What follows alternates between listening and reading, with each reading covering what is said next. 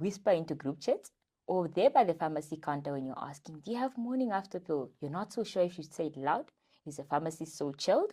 So you take it as soon as possible, especially if you know you haven't ovulated yet. Because if you've ovulated, unfortunately, it won't work. Now, what is it really? Is it safe? Is it an abortion pill? Well, spoiler alert, it's definitely not an abortion pill. How many times can you take it before your body goes like girl chill? Well, we're about to find out today. Welcome back to yet another episode of Sex Talks Podcast with me, your host, Selma Ndasilohenda Iyambo. As always, I'm super excited to be here with you, and I'm beyond grateful that you chose Sex Talks Podcast once again. If you're a first-time listener, welcome to the Sex Talks Podcast family. Here, we are all about creating an informed and educated society of young people who can openly have conversations about their sexual health matters while sharing their personal experiences and hearing from experts in the field. We are recording yet another episode live from the Be Free Youth Campus thanks to our collaboration with the Be Free Studios under the One Economy Foundation. You can find this youth-friendly space at the Windhoek Multipurpose Youth Center or online at Be Free Namibia. And if ever you find yourself in Katutura, please do come say hi. We love to see and hear from you. Okay, so today's episode is one that dives into a topic that we usually Google at 2 a.m. in panic mode, or we whisper into group chats, or there by the pharmacy counter when you're asking, do you have morning after pill? You're not so sure if you say it loud. Is the pharmacist so chilled? Or you look, you feel ashamed to ask out loud, emergency contraceptives, aka morning after pill. Now, what is it really? Is it safe? Is it an abortion pill? Well, spoiler alert, it's definitely not an abortion pill. How many times can you take it before your body goes like girl chill? Well, we're about to find out today. Joining me in studio to break all this down is somebody who approaches the topic with both clinical knowledge and deep commitment to reproductive justice.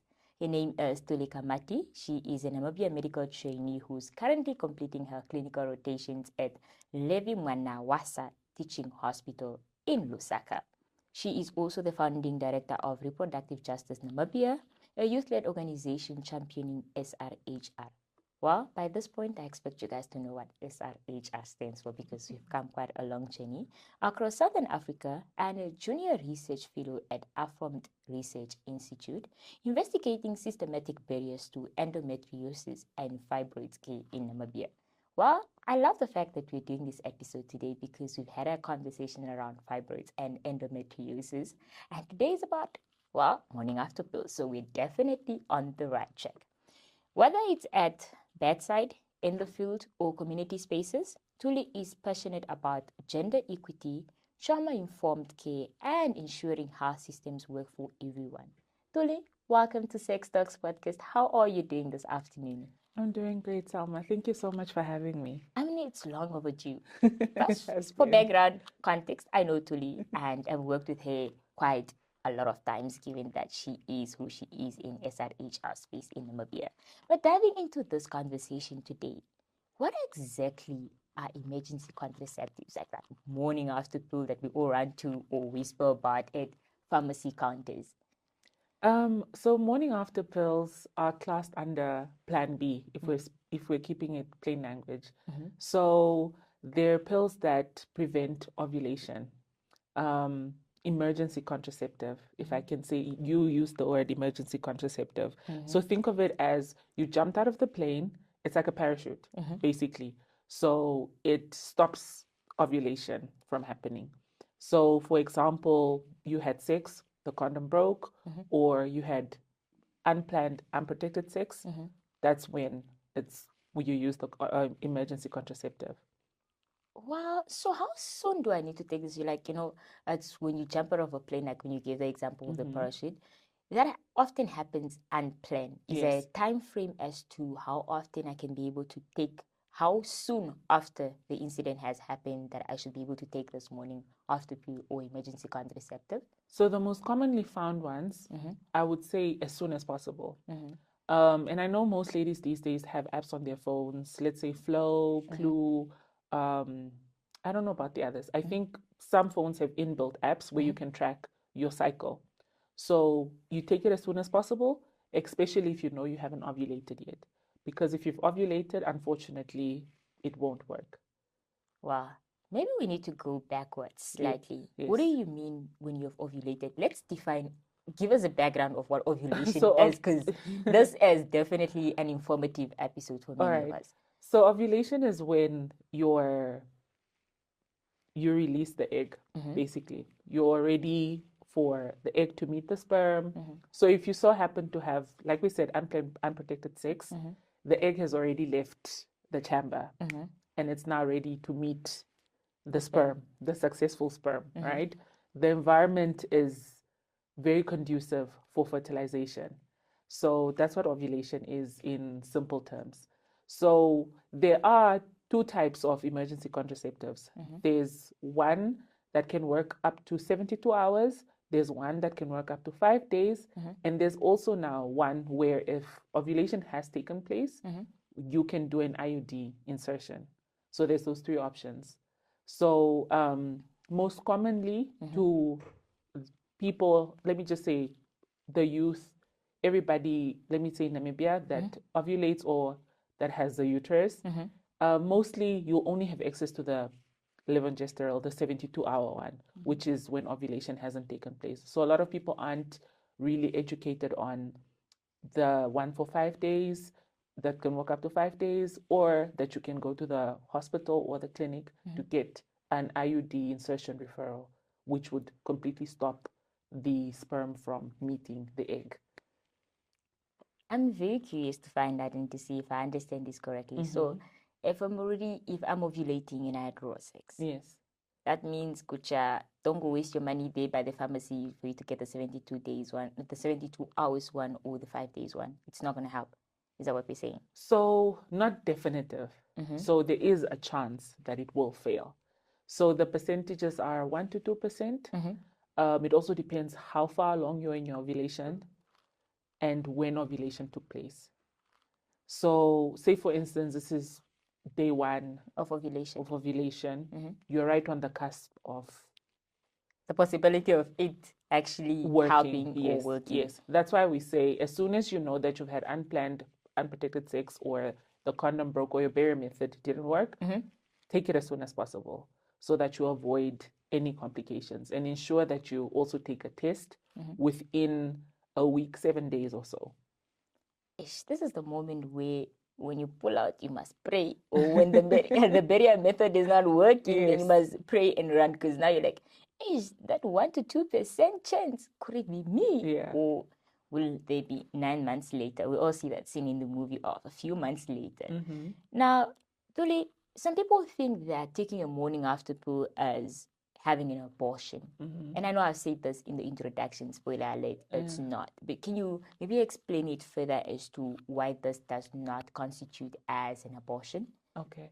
So an abortion for us in medical terms, whether someone has miscarried or has an elective termination of pregnancy, we class that as an abortion.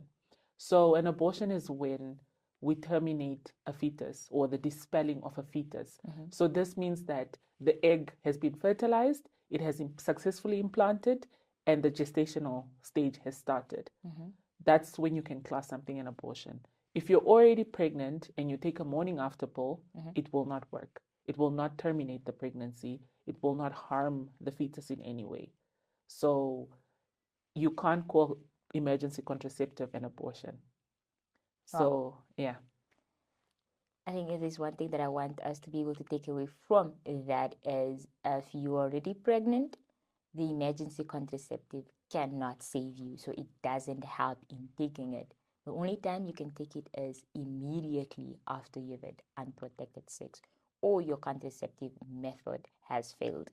And just to also put it out there, that's not your plan A contraceptive. This is plan B. Your plan A contraceptive should be either barrier or other methods that you put out there.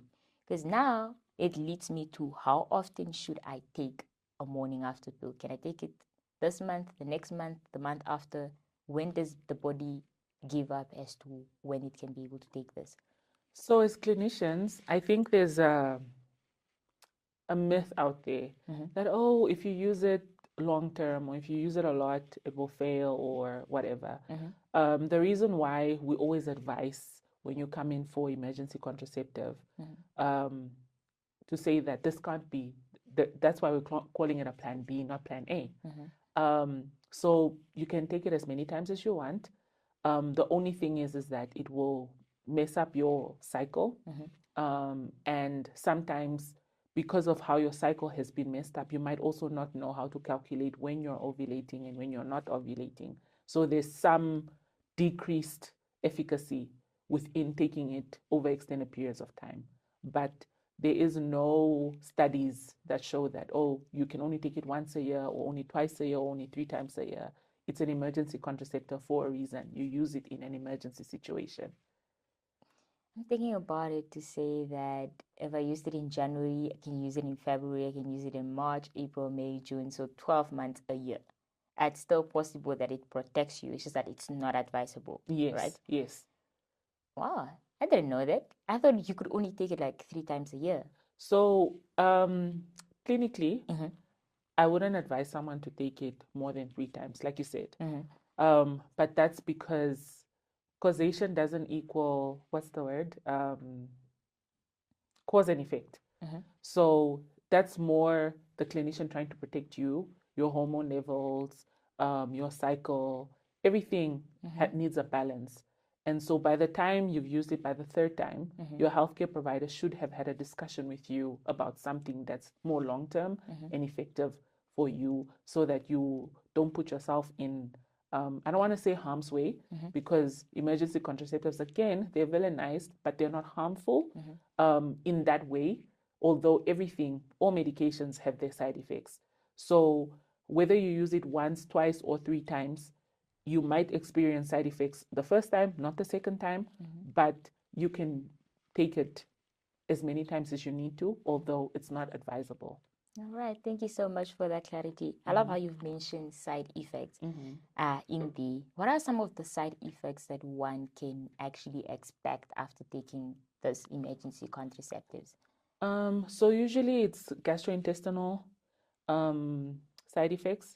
So like vomiting, nausea, delayed cycle, or your cycle starts earlier than it was supposed to.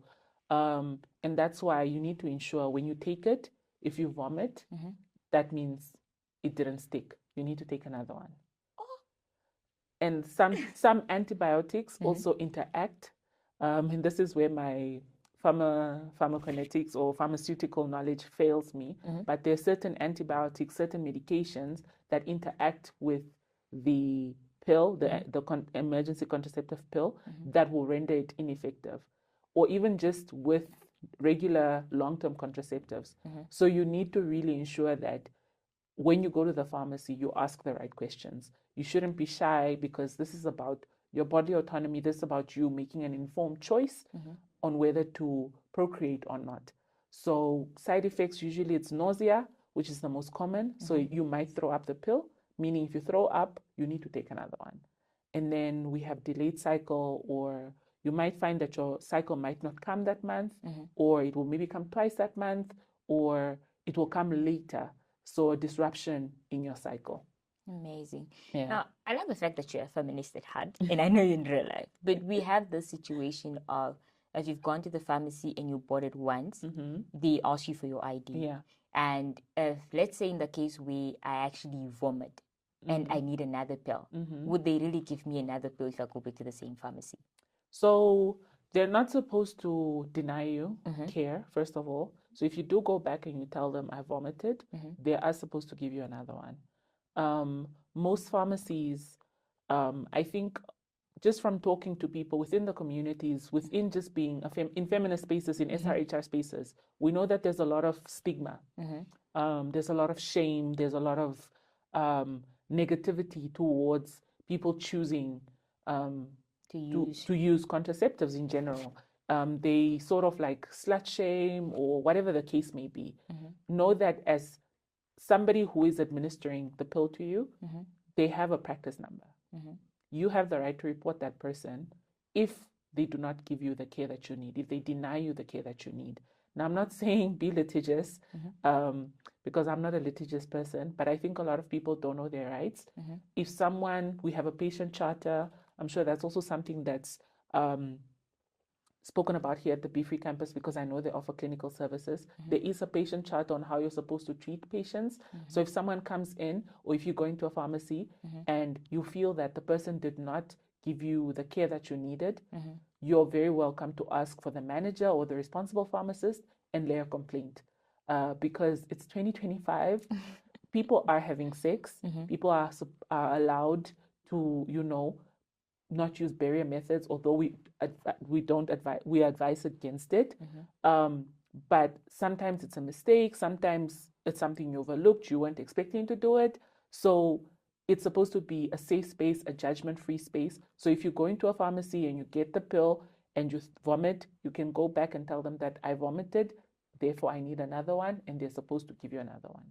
Thank you so much for that clarity, and I hope that we've all taken note of, you cannot deny you care. You also need to be very responsible and just ask us to, this is what transpired, may I please be able to get another one? And it's okay for you to freely express yourself. Don't whisper there by the counter, because it's your body, your choice, and nobody should be able to judge you for doing what's right for you. Tuli, I think another question that I often get is, if I use one brand of emergency contraceptive in January, or if let's say I use one today, and then, or 2 weeks after, then I'm in need of an emergency contraceptive.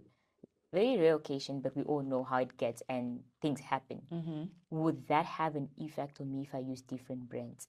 No, not necessarily, because the mechanism of action is the same.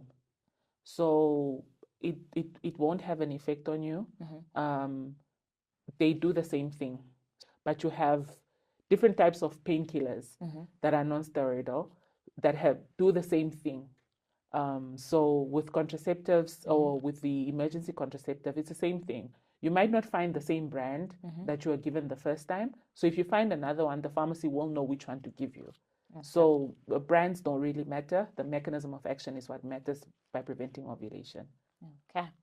Now, I know you've also shed some light onto this, but a lot of us will be like, ish, I'll just use the pill every time as a means of birth control. Is that like okay, or is it like no, a big no? Okay. So clinically, that's a big no. That's why we always do counseling. You're supposed to be counseled, actually. So if you do come into a health center and you're coming in for emergency contraceptive, you're supposed to be counseled on long-term contraceptive use. So for example, if you come in for your morning after pill, ideally what's supposed to happen is, we know that the system is backlog, times are hard, there's a lot of patients to see, but in an ideal setup, when you come in to get the morning after pill, you're supposed to get counseling to say that, okay, is this a regular occurrence for you? Which long-term contraceptive, which plan A can we figure out for you that works for you? So give you options so that this doesn't become a regular occurrence, because like we said, it dysregulates your hormones, it messes up your cycle, and also just again, the stigma attached to it, all of the other barriers. Sometimes you might not be able to get to a pharmacy fast enough within the 72-hour window. Maybe you've ovulated already. So having a long-term contraceptive is the best way to prevent pregnancy. Amazing. Do we also have the thing of the spotting or the bleeding continuously after you've taken a morning after pill? Is that something that is normal, or should you seek medical attention if that continues after you've taken one? Okay. So again, like I said earlier, your period might start earlier, but it might not be the same volume of menstrual blood that you're releasing that month. So it might come as spotting, it might come heavier, it might come regular for you, but the spotting is definitely normal for that circumstance. If you've taken a morning after pill, it's normal for that circumstance. If you're experiencing severe pain, bleeding more than usual after taking it, definitely seek medical care. Well, that's normal if you have spotting after, it's normal if your periods are delayed because you have taken something into your body. So please do take note of that. When you see it happening to you or happening to your girlfriend or your loved one, you have some sort of understanding as to what is happening with them. Tuli, I think I'm moving to one of my most favorite question of this conversation. What are some of the biggest myths people hear and have about emergency contraceptive? So one of the big ones is that it causes infertility. Hi, we've all heard that one at this point. Yeah. It causes infertility. I think one we covered is that it's an abortion pill. Another one is that, oh, you can't take it more than once. It makes it ineffective. It causes uterine issues. But none of the studies out there say that, because I think a lot of people don't understand the safety procedures that go into actually putting to market a pharmaceutical. I think right now in the country we've had some, what's the word, recalled. That's how strict it is. If it just makes one person sick, they immediately recall and investigate. I think we had an issue in South Africa with a product that was from Namibia. I think. Oh, the instant porridge. Yes, the instant porridge. That's how strict these regulators are. They don't just put something out to market just because I say I made it and I'm like, oh no, it's safe. No, you have to test it, you have to trial it and make sure that it's safe for the people, and you have to make the side effects known. And that's why it comes with a leaflet. When you get any types of medication, there's a leaflet in there. Open it up, read the side effects. Sometimes it will say, oh, if you have diabetes, this is not recommended for you. If you're pregnant, don't take it. If you have a heart condition, don't take it. If you have any type of, let me say, any type of condition that might contraindicate, we call them contraindications. So read the leaflet. And I know a lot of people these days, they use ChatGPT a lot. You can always take a picture of the leaflet, ask ChatGPT to explain it to you. I'm not a big, what do you call it? I'm not a big fan or advocate of AI because of the environmental damages that it's causing. But if you're using it, try and use it the right way. And that means you can ask it for clear and informative information. And sometimes, not even sometimes, most of these emergency contraceptives have websites where you can go on, and there's, what are they called? Most asked questions?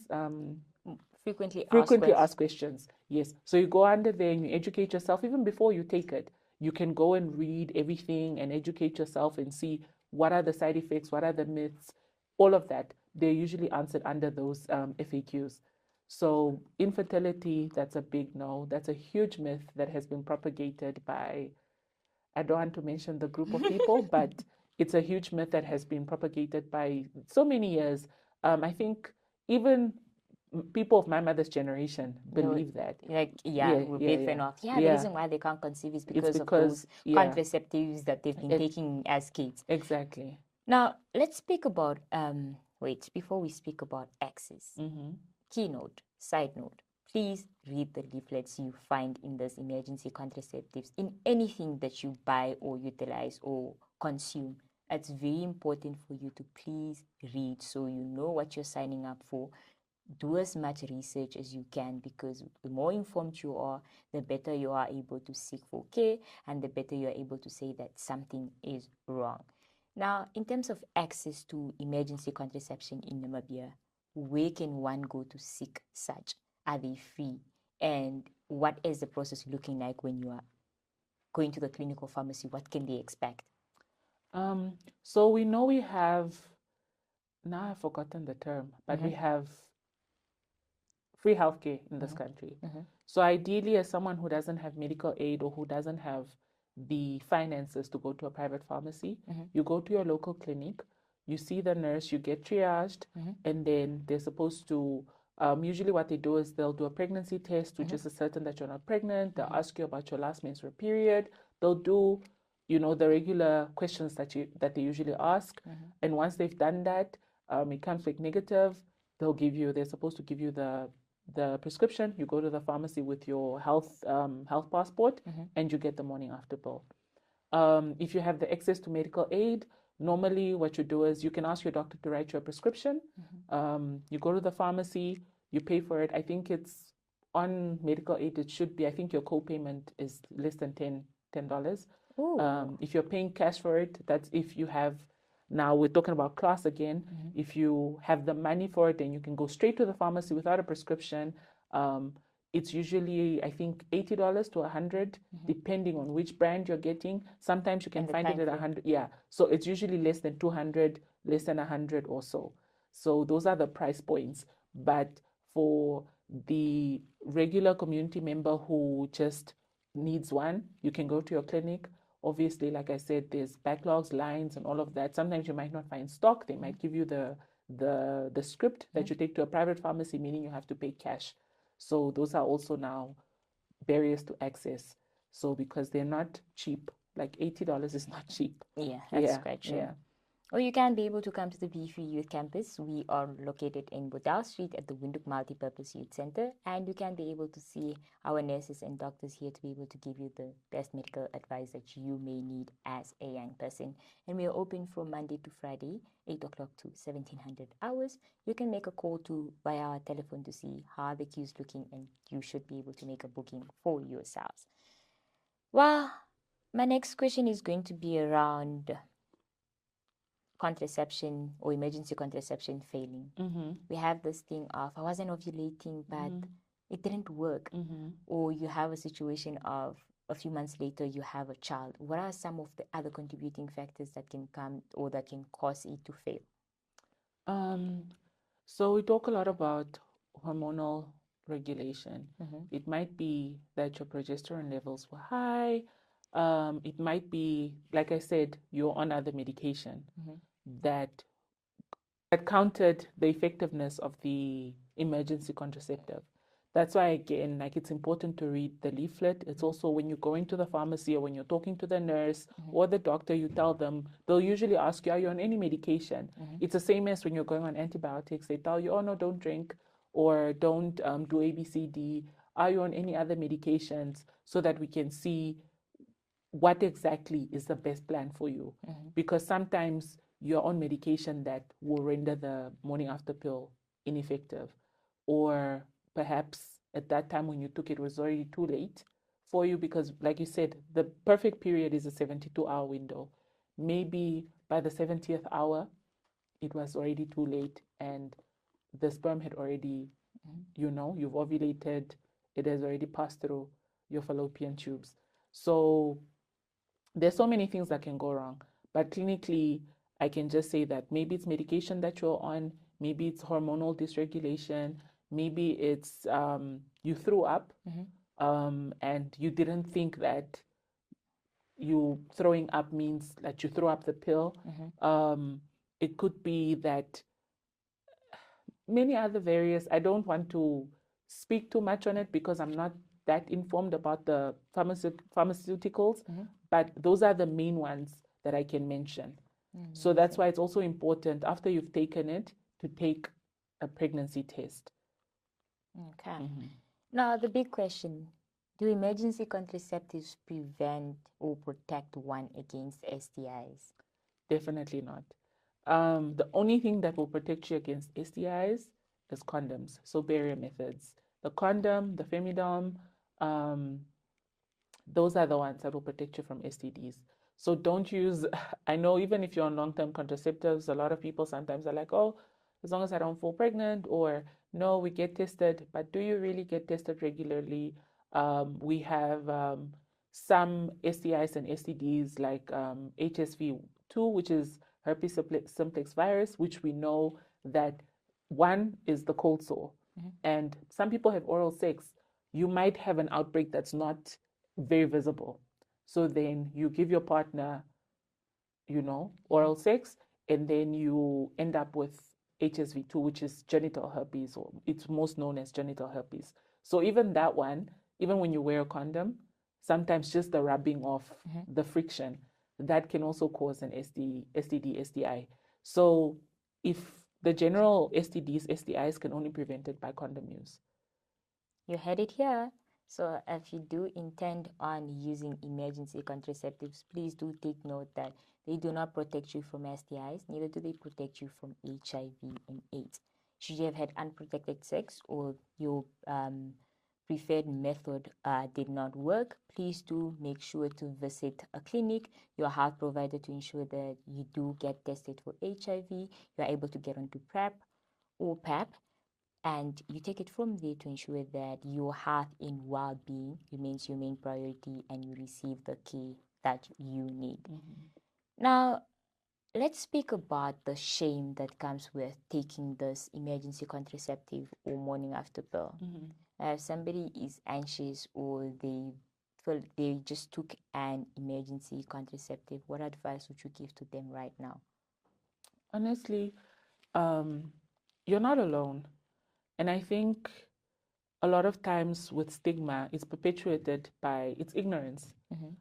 People don't know, so they shame what they don't know. It's also scary because we live in a country with very restrictive laws. If you have an unwanted pregnancy, we also know that the conversation is very nuanced and it needs to be contextual because a lot of women in this country don't have the power to negotiate condom use within their relationships. So again, it's an element of patriarchy, it's an element of power, it's an element of autonomy, and I think we need to do more in terms of awareness, in terms of educating people that an emergency contraceptive is just that, an emergency contraceptive. If your tire bursts while you're driving and you have a spare tire in your car, will you be shamed for using that, for example? So if we look at things as everyday things, I don't think you'll take away the shame. And once you've taken away the shame, you render it harmless, or you take away the power. Because when you have shame or you attach negative connotations to something, it prevents people from seeking the care that they need. That's how people end up with unwanted pregnancies. That's how people end up with, dumping babies. It's this domino effect for something that is just a simple medical procedure, something as simple as choosing to protect yourself from an unwanted pregnancy. So if you've just taken a morning after pill, just know that there's no shame in that. You needed it and you made that choice, and it's your right as someone with a uterus to be able to take a contraceptive. Well, it's better for you to take that morning after pill and deal with the shame now than have an unwanted child that you need to deal with for the rest of your life. So remember, your body as your choice. As much as they judge and shame you, you are the one that has to deal with the consequences at the end of the day. I think most of this conversation goes out to those that have uteruses. What can you say to somebody who either has a partner that has a uterus or has a loved one that may require this type of support? What advice would you give to them, and what are those 3 things that you say that are key for them to know when assisting this person?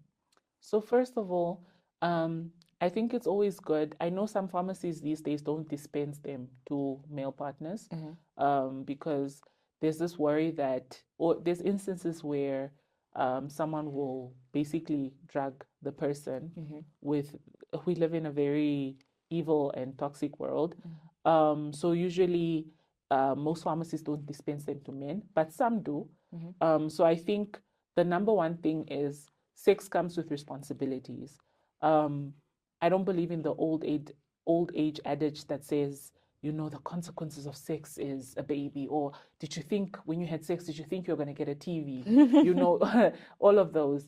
I think sex is about pleasure between 2 people, consenting people. And so anything that arises from that, you should be cognizant of it. So whether it's an unwanted pregnancy, whether it's STIs or STDs, so number one, you need to start there. You need to start having the conversation with your partner. Are you tested? Are you on pre-exposure prophylaxis? Because we now have PEP. If condom use is not something that you want in your relationship, what other things are you doing? Are you on PEP? Are you making sure that you get tested every 3 to 6 months? Are you availing these test results to your partner? In the event of, because we know, like we said, there's a failure rate, because nothing is 100% effective, condoms are 99.9% effective. So there's that percentage that it can fail. So you need to have these conversations freely with your partner. So I think it starts from there. That's where it takes away where you're the only one who's carrying, the one who has the uterus, carrying that full responsibility. Be willing to go to with your partner, speaking up for your partner. Maybe if you find a rude pharmacist, a rude nurse, or whatever the case may be, a rude healthcare provider, you're able to advocate for your partner. And I know a lot of times patriarchy, this is where it helps. You as a man, for example, if you're in the room with your partner, the nurse might not be as, harsh on your partner, because they'll think like, oh no, she's in a long-term relationship or whatever the case may be. So starting with those conversations, where do you stand? If this happens, what are we going to do? Where can I access ABCD? Do I have medical aid? Does my provider offer these services? If this doesn't work out, do we have the money for this? If we go to the clinic and there's no stock, do we have the $80 or the $100 to buy it from a private pharmacy? All the other options. If condom use is not something that we want in our relationship, for example, but we don't want pregnancy, can we talk about a long-term contraceptive? I know right now that a lot of women are on long-term contraceptives and we have side effects. I hear they're rolling out the male contraceptive. If it does become available in our country, as the male partner or as the partner with, the penis, are you going to go on that as the person who has the sperm? All of these things to protect each other and to make sure that you don't have to make a choice that you didn't want to make. So I think it starts from having the conversation. Okay. Yeah. We're moving on to my favorite part of the show, which is the quick fire segment, where you get one question. You can either use one word or one sentence for your response. We have 3 of them. And your first question is, what's that one emergency contraceptive myth that you wanted to disappear from the surface of the earth?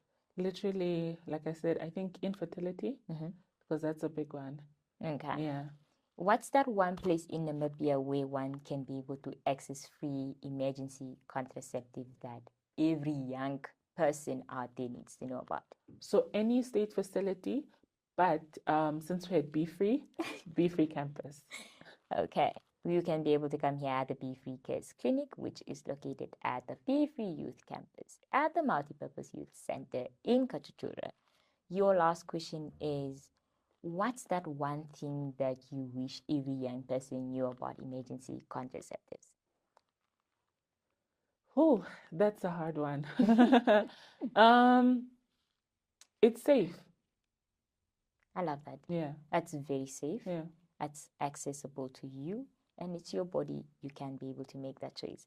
And with that being said, we have come to the end of our episode for today, which is Plan B, not Plan A. And it's a talk around emergency contraceptives with Tuli Kamati. Tuli, thank you so much for sharing your insights with us and for making time from your very busy schedule to be here with us. And to our listeners and our viewers, listen and know that taking control of your sexual health isn't shameful. It's very smart. So let's stop whispering about emergency contraceptives and start talking about it openly, because the more informed you are, the better you're able to make better informed decisions as somebody that has a uterus or somebody that has a relationship with someone that has a uterus. Remember, condoms protect, regular birth control prevents, and emergency contraceptives is your backup plan, not your plan A. As you go through this life, remember, it's not your plan A, it's your backup plan. Do you need more information? Please do visit the Be Free Youth Campus or hit us up on our various social media platforms. That's Sex Talks Podcast Namibia, and we'll be glad to refer you where you need to get the services or answer more questions for you. Until next time, amigos, adios. Stay curious, stay informed, and most importantly, be responsible.